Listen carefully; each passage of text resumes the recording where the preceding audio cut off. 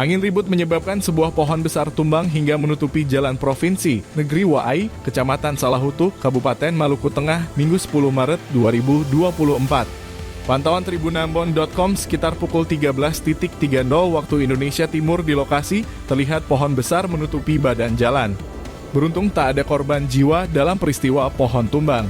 Para pengendara Rida 2 dan 4 pun diarahkan mengambil jalur melewati dalam negeri Waai. Pasalnya, warga setempat masih berupaya mengevakuasi batang pohon. Karena ukuran pohon yang cukup besar, warga pun menggunakan gergaji mesin juga memotong pohon lebih cepat. Salah seorang warga, Simon Bakarbesi, mengungkapkan pohon tersebut tumbang pasca angin kencang sekitar 30 menit yang lalu. Selanjutnya, untuk sementara jalan masih ditutup guna memperlancar pembersihan batang pohon. Ia mengatakan hari kemarin juga ada 2 pohon yang tumbang. Dirinya mengimbau kepada para pengguna jalan untuk berhati-hati saat angin kencang. Kejadian kurang lebih jam 1 siang hari. Faktor angin cuaca kayaknya, karena angin masih kencang. Nah, tapi jalan ini sempat ditutup ya, Bang?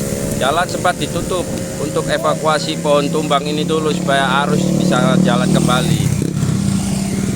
Oke.